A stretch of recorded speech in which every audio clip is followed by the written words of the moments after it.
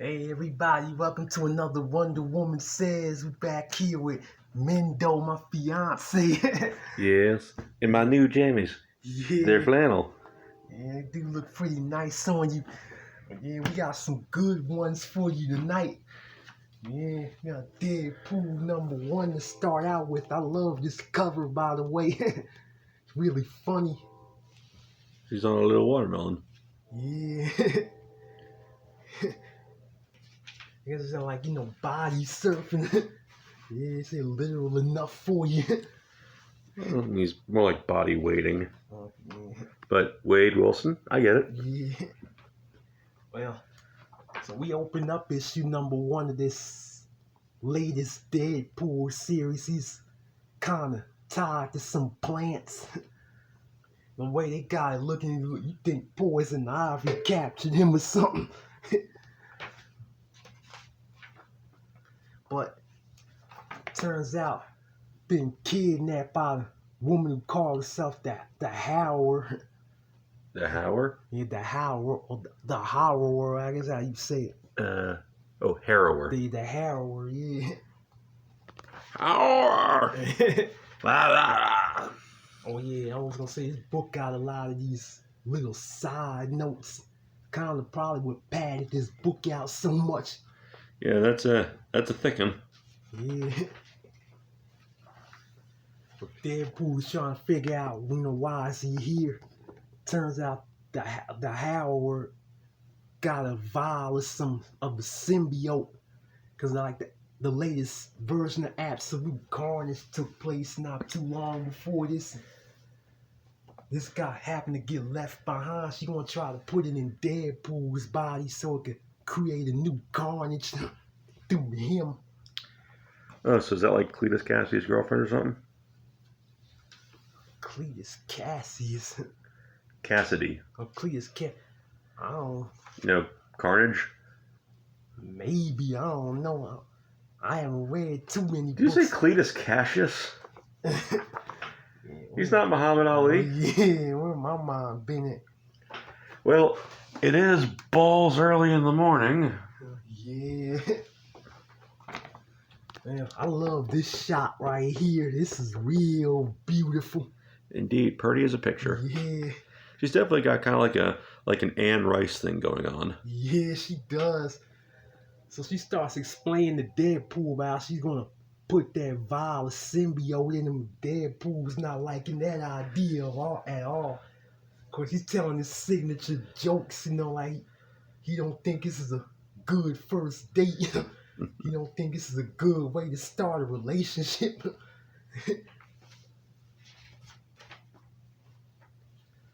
Then she starts to get a little rough with him.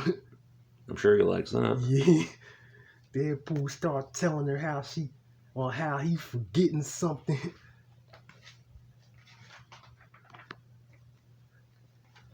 So we see a case file for Dr. Octopus. Deadpool was actually after him.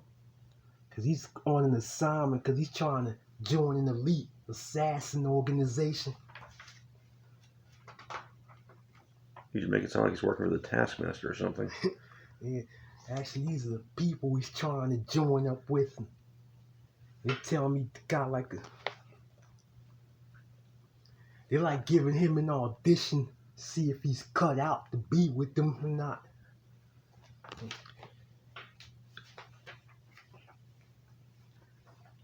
And he starts getting really, I guess you say, attracted to this woman right here with the claws and stuff. She's telling him pretty much what he's gonna be doing.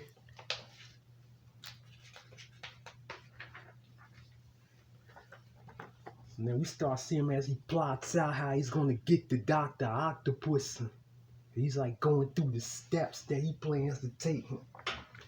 Let's get the steps in. That's good. But then, before he can, as he goes and wait for Dr. Octopus, that's how he catches up with the Howard that got other plans for him, so to speak. She shoots one of his plants into him. And then we bring it back to now. Cause like he starts trying to tell her like he got an assignment to complete that he needs to leave, but she won't let him leave until the thing hatches inside him. This is basically just a Poison Ivy story. Yeah. So then Deadpool kind of tries to reason with her, but she doesn't care. So he tries to break free. That's when the battle starts to ensue. I'ma leave it right there. Yeah, she do have a whole lot of similarities with Poison Ivy. She look a bit like her too, a little bit. Yeah, mixed with Dracula from Castlevania. Yeah. Well, I'll admit I haven't really read very many of Deadpool's comics at all. I mean, I seen the first movie. I never seen two. There's a really interesting crossover where he merges with Howard the Duck. I used to have. It's pretty interesting. Yeah, it sounds interesting. You wouldn't think it would ever happen. But yeah, this is pretty cool. I will say I think I could have done without like some of these right here. These kind of made the story a little longer than it should have been. Yeah. I mean, I know he's trying to tell some details, but I wish they would have done that another way. Oh, they could have put all the text on the back like Alan Moore does. Yeah, because you know, it's like you reading something and you like keep coming to stuff like this right here, and it kind of take you out of the story for a bit. That's my complaint about this book right here. I mean, when you turned to the first time, I thought it was an ad. Yeah. But yeah, other than that, it's pretty good start right here. I give it a 9.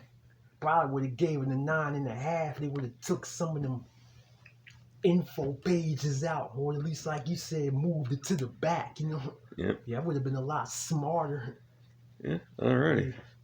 Well, going from grading on a scale of 8 to 10 to 1 to 5, what do we got for our blast from the past that's looking way too damn long? Yeah, kind of long, like this book, as a matter of fact. Oh, Christ. Blade #1 from 1999.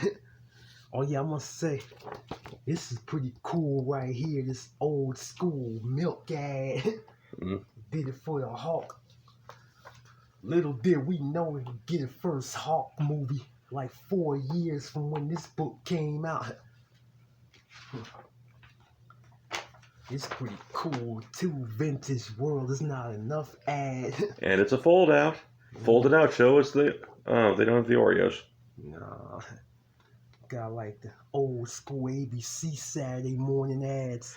I was so pissed when they moved Doug to ABC because they just neutered it. Yeah, he was a lot better on Nickelodeon for sure. The other shows in that lineup are pretty solid, but their version of Doug sucked. Yeah.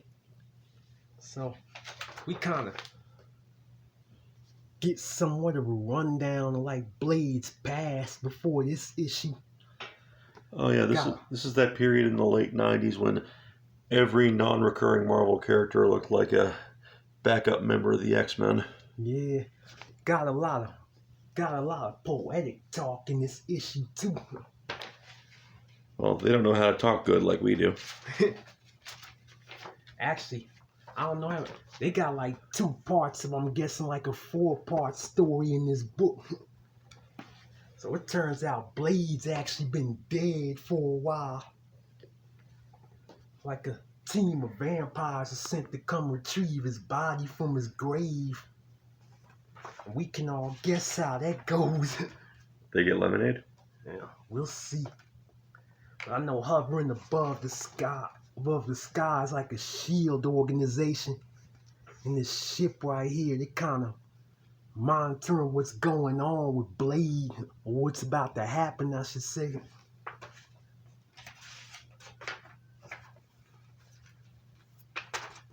So then they take Blade out of his casket. They're trying to figure out how they're gonna bring him back. Blade suddenly comes alive. In the harsh realm. Yeah, I see that. I don't even remember that show. I always thought it was a movie. Yeah. Said, well, maybe it was. I don't know. I thought it was like maybe it was a movie that got turned into a TV show or something. But when I remember hearing about it, it was as a movie. So yeah, they used to have those movie of the week things back then on Fox. So yeah, pretty much Blade comes alive again. That's when like big war starts. They try to kill him. Meanwhile, we see some type of vampire lord. I guess he's trying to like give some instructions of what to do here.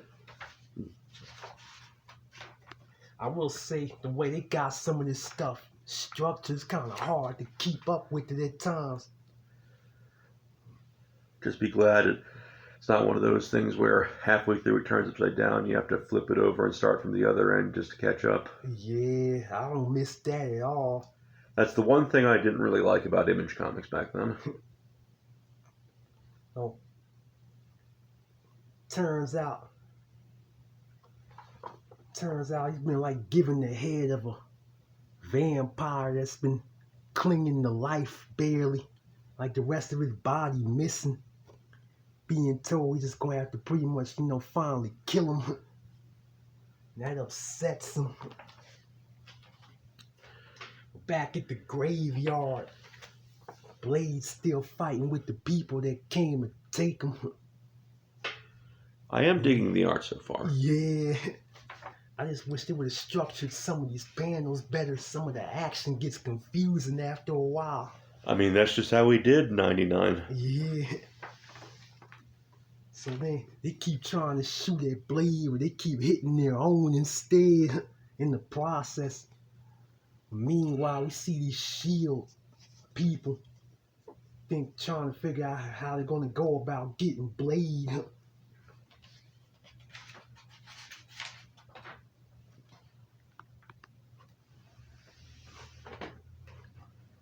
Go ahead, take your time, I'm Molly. So then, turns out the shield was like a tap. Turns out they found out some vampires that infiltrated the unit. Makes sense. Yeah. It is a vampire story. Yeah. So back at the graveyard, the war between Blade and his would-be captors continues on.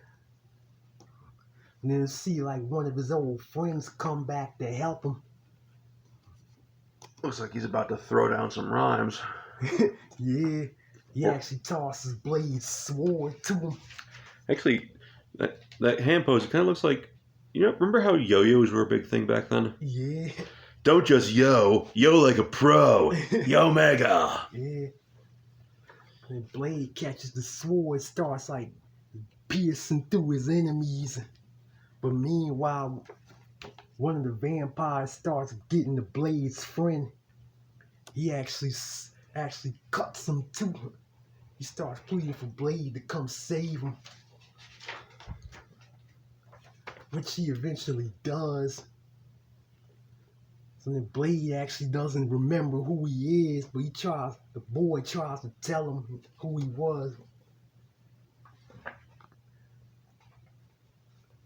And then meanwhile, go to Diva Corporate headquarters back in New York. Are you sure it's not in Kinshasa? Kinshasa. Because look at that necklace she's wearing. Oh, yeah, it does look pretty good, damn good. Turns out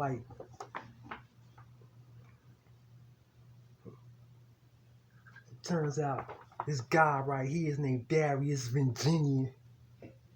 They was like canceling a meeting with Tony Stark. Like they're about to take a trip somewhere. Funky Town? Maybe. So then we see Blade is fully alive now. I like the end shot of part 1. This is really cool right here. Yeah, we've gone to the part where he's now played by Sticky Fingers. Yeah, he do look like Sticky. Funny, this came like just a year after the first movie. He don't really look nothing like Wesley Snipes either.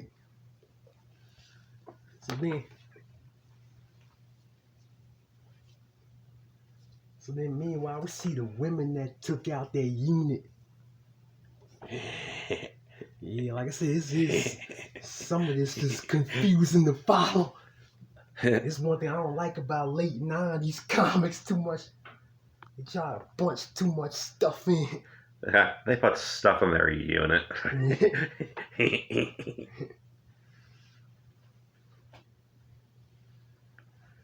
Well, I guess this is like back at the graveyard, like Blade, or this guy's pretty much being threatened by Blade. So have we even left the graveyard? I feel like we haven't. No, this is So how can we officially, be back at the this graveyard? is officially part 2. Or part 3, you said. No, part 2 of 3 continue next issue. And forgive me, some of this stuff hard to follow, because you know how they like to do back then. They like to try to fit as much stuff as they can. Yeah, maybe we could skip ahead a little bit. Yeah. It looks like it's mostly splash pages, so Yeah. maybe just skim the finer points. Blade's pretty much holding his sword to this guy right here, and got all these people trying to come after him still. Something real cool. The old WCW action figure advertisement. Yeah. I remember like they had one for Bret Hart where he had a Tommy gun. Oh, really? Yeah, because he was the hitman. And Chris Jericho had a whip and a lion because he was the lion tamer. Oh. Well, the Shield agents start coming to the graveyard to try to break everything up and get the Blade. And then meanwhile, we go to Rome, Italy, underneath the Colosseum. As opposed to the Coliseum in Rome, Georgia, you understand? Yeah. Like a meeting about to take place.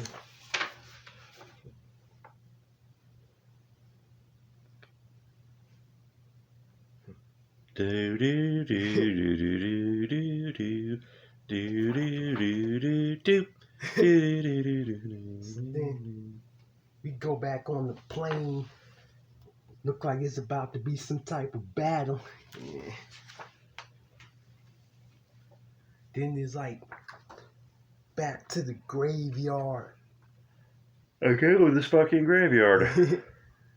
Blade seems like he's trying to both battle them vampires and, I guess, try to not get taken by those Shield agents.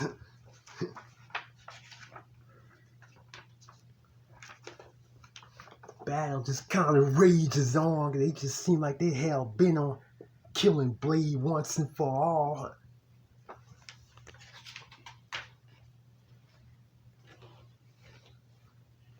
But meanwhile, them agents in the helicopters keep firing at all of them. I never thought I would be so bored with Vampire Carnage.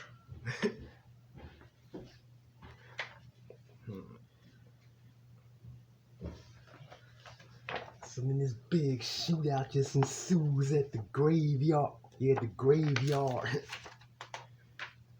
We're still in the fucking graveyard.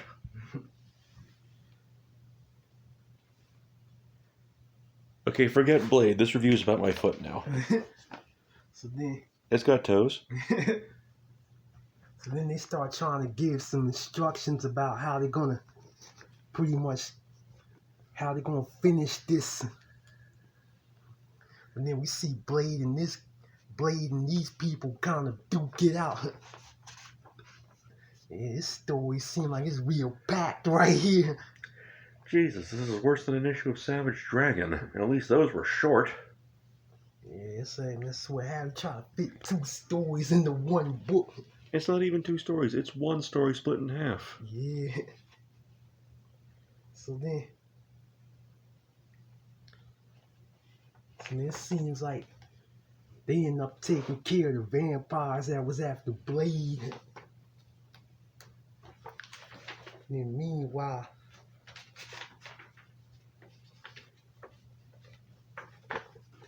one of the vampires try to attack the 2 girls that infiltrated their unit. They take care of him.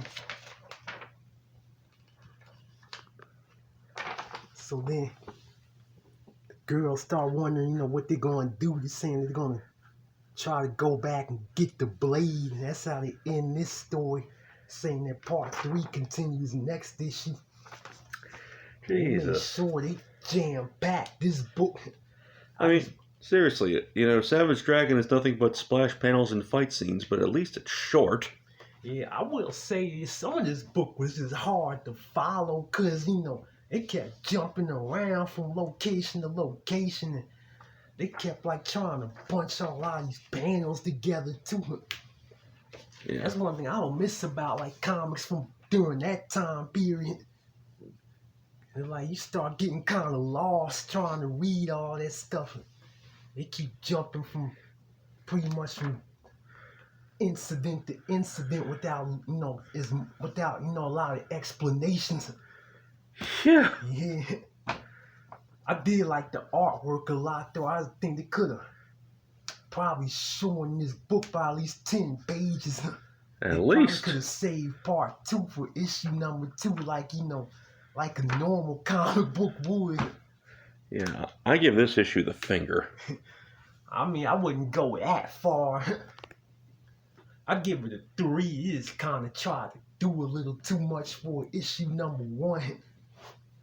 I mean, I get what they was trying to do, because you see, it was $3.50, so that's the price tag they used to give to, like, something real special back then. Yeah, because that's not too far down from this, and this is like over 20 years later. Yeah, books around this time used to be $1.95,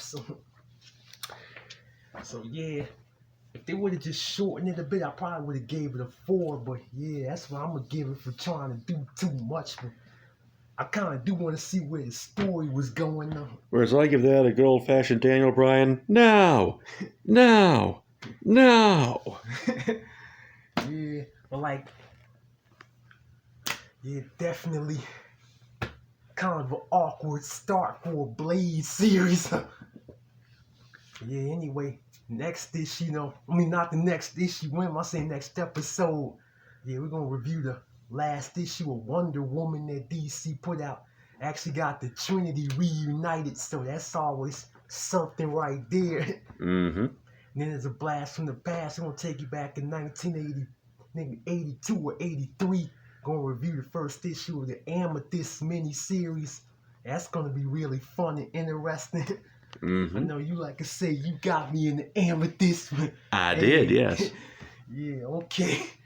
But yeah. Because you love me. Yeah, I do. But yeah, thank you for that support you've been giving us. We about to hit 4,000 any day now this week. We definitely grateful for it. Continue to hit like and subscribe. We're gonna see you in the next episode. Thank you. Love, peace, and chicken grease.